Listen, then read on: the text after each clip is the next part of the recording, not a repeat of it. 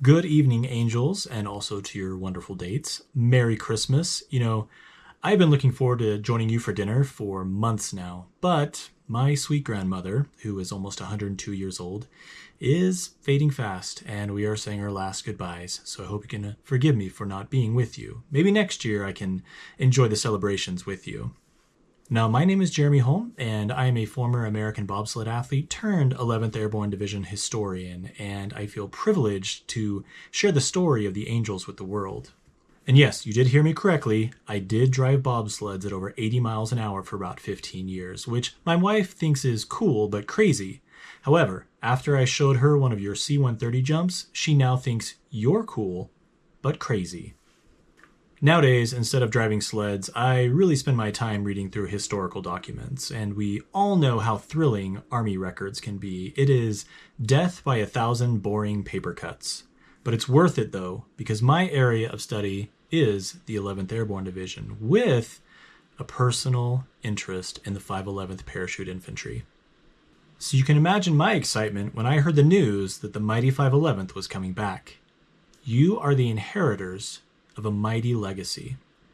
Years ago, two of these old paratroopers, originals for the 511th, shared a holiday phone call. They spoke of days gone by, of jump school at Benning, of their shenanigans during training, and then they talked of combat on Leyte and Luzon during World War II. And they shared stories of buddies who didn't make it back. We sing of the sticks of angels killed on Leyte and Luzon, but they knew them, with that special bond understood only by those who served together. At the end of the call, Colonel Ed Lottie said with tears in his eyes, "I wonder if anybody else remembers the price they paid." It was my honor to interview the last living 511th members and to document their stories for the world to know what they did over there. One of these old paratroopers told me with tears in his eyes, "Does anybody care what we did during the war?" Tonight, I'd like to briefly share some of the 511th story with you, since the full story would require a book, or 3, and a podcast, and 2 websites, and a mini-series. Spoiler alert. But tonight, I'm going to tell you the story of 5 511 Christmases. The first, of course, being Christmas of 1941, about 2 weeks after Japan's attack on Pearl Harbor. But the second Christmas, that was Christmas of 42, when a handful of soldiers got off a train in Toccoa, Georgia. These paratroopers belonged to the new 511th Parachute Infantry under the command of Colonel Orrin Hard Rock Hogan, one of America's first jump-qualified officers. Orrin participated in the inaugural prop blast ceremony and was considered one of the finest tacticians in the Army.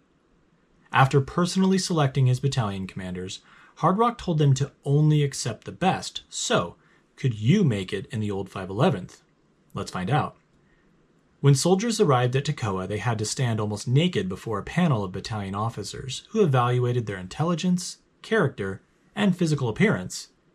Recruits then had to run Mount Currahee and pass the Army Intelligence Test with a minimum score of 110 or higher, the same requirement for officer candidate school. And one trooper said, the regiment was looking for troopers smart enough for OCS, but dumb enough to jump out of a perfectly good airplane. Out of 12,000 volunteers that arrived at Toccoa, the regiment only accepted 3,000, and that number was further cut to 2,100, so the 511th was comprised of the Army's best. In February of 1943, the 511th went up to Camp McCall, North Carolina, to join the new 11th Airborne as the division's tactical parachute unit. My grandfather, Lieutenant Andrew Carrico, was one of those angels, and he fought with the division on Leyte and Luzon before being severely wounded in 1945. Of course, the 511th troopers felt they were the best of the 11th Airborne's best. They outran, outshot, and outworked the division's other units. When the regiment went to jump school, not one man in the 511th refused to jump in the door, and they returned to Camp McCall with pride, jump wings on their chest, and jump boots polished like glass.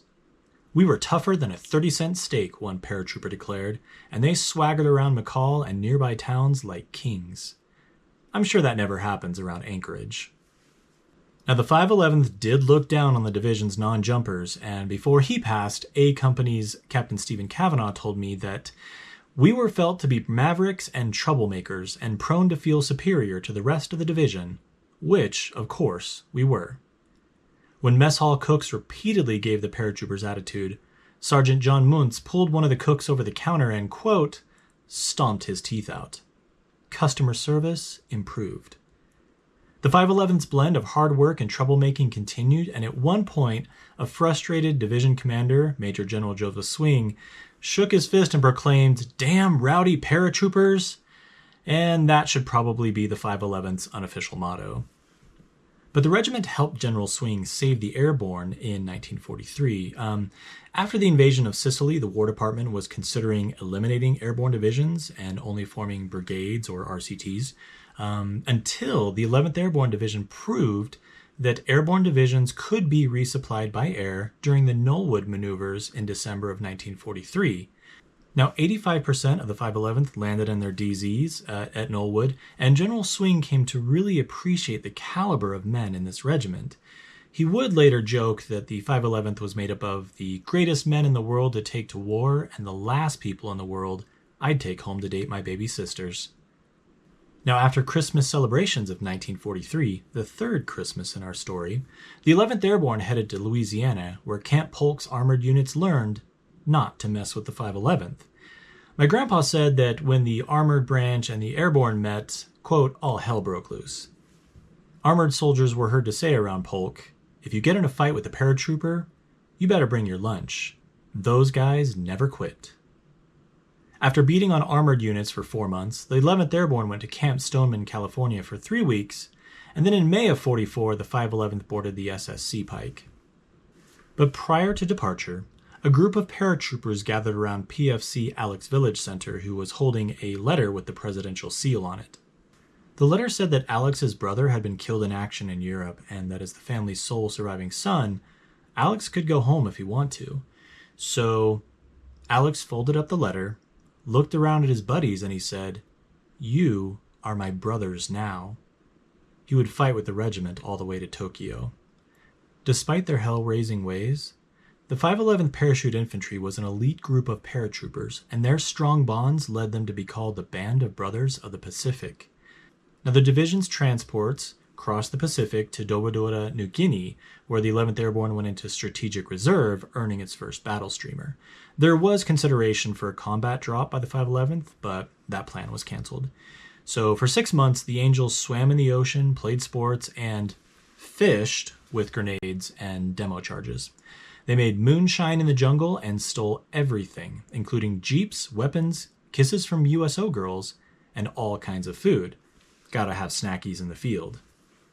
When Oro Bay's port generator disappeared, everyone pointed their fingers at the 511th, who of course proclaimed innocence, but they did actually steal it. And then it was in their area until General Swing ordered it brought to his area. Rank has its privileges. Corporal William Walters said for the 511th, stealing was a way of life. But let's remember the division was preparing for war, so the 511th made numerous practice jumps in the jungle and endured long marches through the surrounding mountains on the Toccoa Trail. The Angels' instructors were veterans of earlier island campaigns and native Papuans who warned the Angels that the Japanese were cunning, capable, and ruthless. And the 11th Airborne discovered just how ruthless when the division was committed to combat on the island of Leyte in November of 44. The momentum of Allied units around Leyte's central mountain range had stalled, and someone needed to go up to destroy the enemy's main supply line. Someone who could handle the hard fighting and hard marching and did not depend on mechanized transportation. Well, that sounded like a job for the Angels, and General Swing said, "My boys can do it." As a result, after the division landed on Leyte, they moved up to Barawan right as the monsoon season began, and it would rain 23 inches in 1 month, which filled foxholes and mess kits and left trails muddy and slippery. This photo shows what Barawan looked like in 1946, after the Angels had left, of course. But waiting for the Angels in those mountains were Japan's 16th and 26th Infantry Divisions. The 16th had participated in the rape of Nanking, China in 1937, and the 26th had captured Corregidor in 1941 and then perpetrated the horrible Bataan Death March. In 33 days, the 11th Airborne Division eliminated 6,000 of those butchers on Leyte, and the 511th led the push across the island, suffering 75% of the division's casualties in the process. Now, this grainy video shows the pass that the 511th used to head into the mountains from Barawan, and one record states, "The journey defies description. Sucking mud, jungle vines, and vertical inclines exhausted the men before they had marched an hour." And for the sake of time, I just want to highlight some of what the 511th went through on Leyte in their drive westward towards Ormoc Bay. So first, the environment was just awful. Leeches and insects were everywhere. The mud and rain ate away at their gear, while jump boots rotted to pieces, and the higher they went in elevation, the colder it got in their rain-filled foxholes. And of course, tropical diseases like dengue fever left the Angels miserable. And then there were the Japanese, who attacked like ghosts out of the jungle. Even the bravest paratrooper felt fear during his first bonsai attack as the enemy screamed in the dense foliage, then charged en masse. The fighting was frequently hand-to-hand on Leyte, as the Angels used bayonets, fists, helmets, and shovels as weapons. Japanese officers charged with samurai swords held high, and paratroopers blasted them with .45s stolen on New Guinea. Snipers hid in the trees while other Japanese soldiers jumped out of spider holes, and reinforced positions had to be eliminated along the way. The 511th faced an enemy that fought to the death, and one paratrooper declared that after Leyte, hell was a vacation. The monsoon cloud cover made resupply difficult, and many in the 511th went 7 days with nothing to eat, so your dinner tonight would be a feast beyond imagination. Some paratroopers lost 30 pounds on Leyte, and my hungry grandpa said that one time he looked over at his platoon sergeant in the foxhole and he said, "I wonder how he tastes." Grandpa later lost all of his teeth because of the malnourishment of Leyte. But the always hungry, always wet 511th kept fighting, and when 3 Angels were wounded in a clearing, medic Robert Lesher reached Corporal Murray Hale first. Now, after digging a bullet out of Murray's shoulder, promising to give it to him later, Robert crawled out into the open to treat the other wounded paratroopers. And the paratroopers back in the tree line warned the medic that it was dangerous out there, but he was fearless and he wasn't about to leave the wounded. It broke their hearts when a Japanese sniper killed Robert Lesher a few minutes later. And most of you know the story of Private Elmer Fryer, who earned the Medal of Honor on December 8, 1944, while protecting his company's flank during a fierce enemy attack. Sergeant Wilbur Wilcox said that if not for Elmer, 2nd Battalion could have been wiped out. Now, Private Fryer is credited with killing 27 Japanese that day, saving the life of a wounded sergeant, and sacrificing his life to protect his platoon leader, Lieutenant Norman Davis. Angels, the 511th's campaign is full of such inspiring stories. When the regiment set up on Rock Hill outside Mahonag, they endured several brutal bonsai charges, including one on December 18th. And 1st Battalion's Lieutenant Foster Arnett watched a mortar squad panic and collapse towards the center. So Foster immediately jumped out of his foxhole and charged the retreating Angels, shouting, "Get your blankety blanks back in your holes." This is the family-friendly version tonight. Lieutenant Arnett courageously helped reorganize the defenses, and the line held, but his arm was shattered by a Japanese bullet in the process. Later that day, Chaplain Lee Walker asked 3rd Battalion's exhausted paratroopers to kneel in the mud and join him in prayer, to ask God for help in their time of need. Minutes later, these Angels looked up to see the clouds part just enough for one C-47 to fly overhead to drop badly needed supplies. A Christmas miracle. 4 days later, my grandfather's 1st Platoon of Company D attacked the enemy's last line of defenses, standing between the Angels and Ormoc Bay. When they reached the summit's crest, 1st Platoon's troopers found themselves face to face with a column of 150 Japanese soldiers.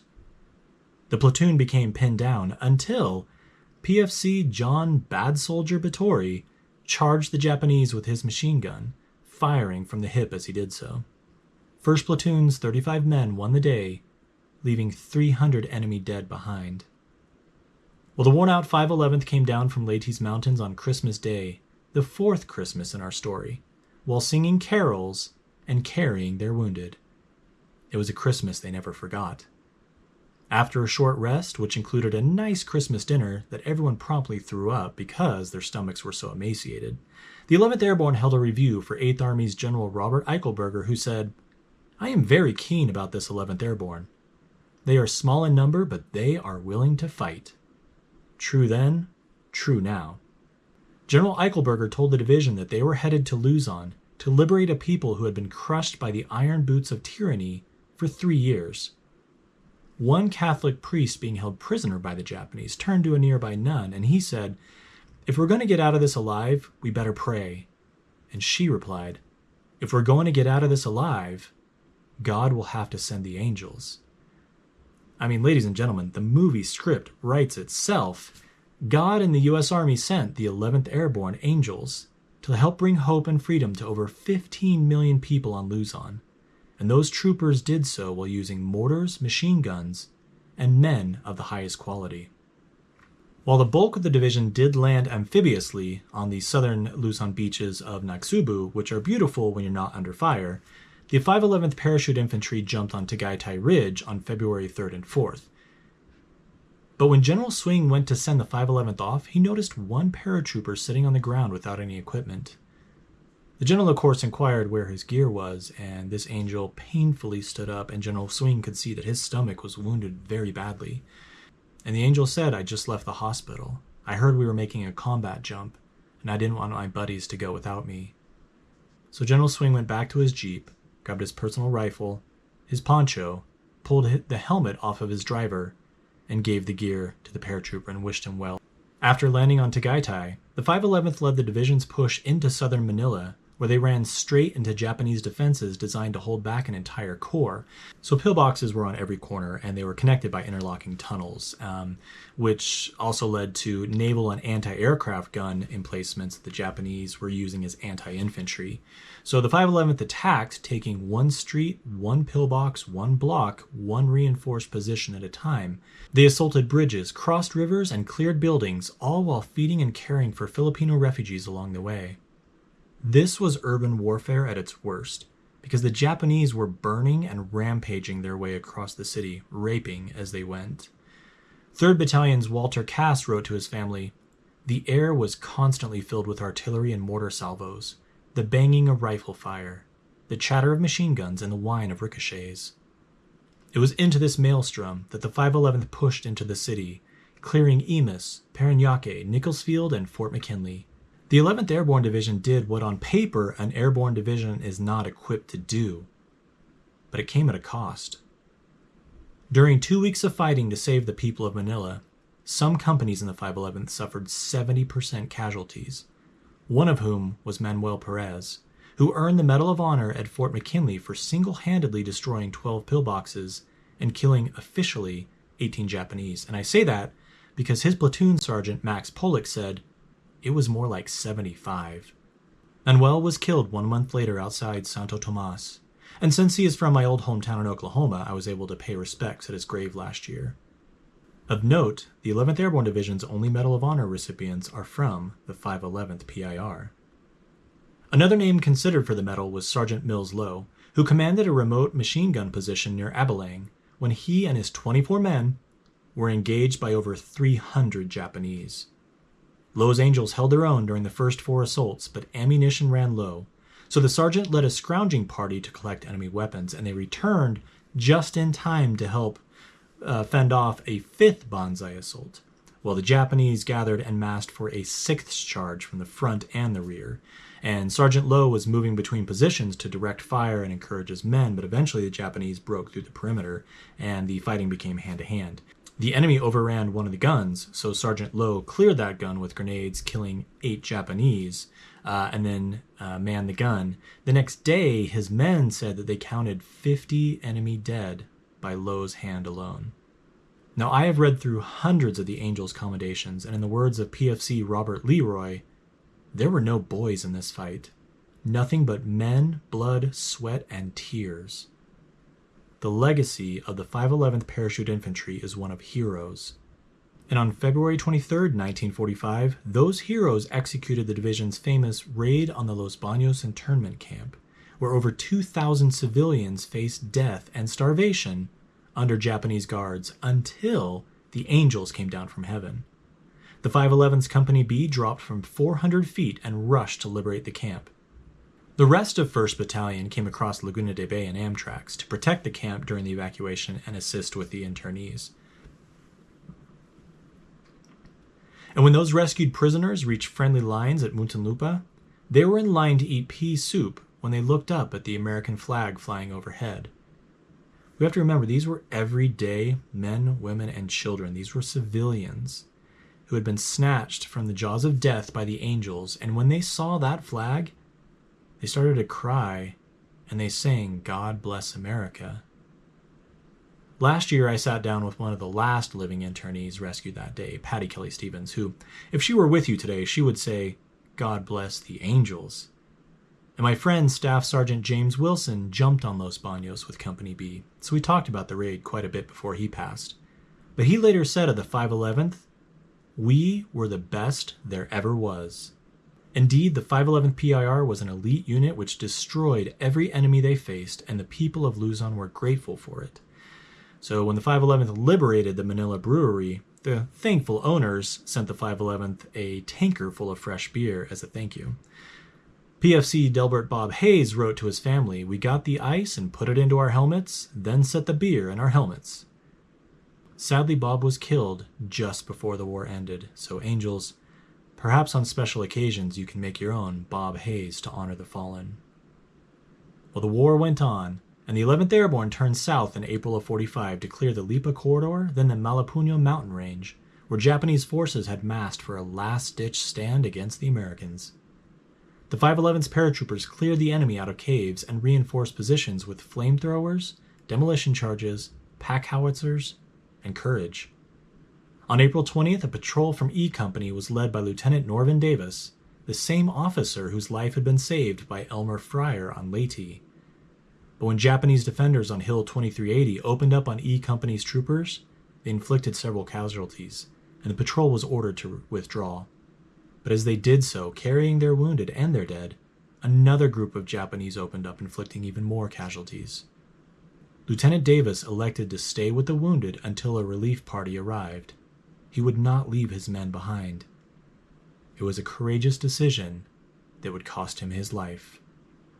1 month later, on the 23rd of June, the 511th's 1st Battalion participated in the last airborne operation of World War II at Apari, which helped seal off Luzon's Cagayan Valley. And then 2 months later, on August 30th, the 511th joined the 11th Airborne as the first full Allied unit to land on Japan, where this division raised the American flag. General Douglas MacArthur selected troopers from the 511th for his honor guard on Japan, and I still don't know if the general ever found out that the 511th's troopers on his honor guard were stealing from his personal stores of wine and caviar. The 511th's Angels helped secure the departure docks for the surrender ceremony on the USS Missouri, and C-511's former CO, Major Tom Messerow, he was entrusted to carry the surrender documents from the Missouri to Washington. Such history. The fourth Christmas in our story is, of course, Christmas of 1945, during which many of the 511th's veterans were discharged. They gratefully returned home to enjoy holidays with their families, and went on to lead wonderful lives, but they never forgot the regiment that they had served in with such pride. Which brings us to the fifth and final Christmas in our story. Your Christmas, your story. In 6 months, you will be the 511th. I hope you will be as proud of your heritage as those original Angels were. They made the regiment the best there ever was in the past. Only you can make it the best there is today. Honor the 511th by keeping it, as Private Sidney Smithson once declared, the toughest, best damn outfit in the world. I know you can, and I know you will.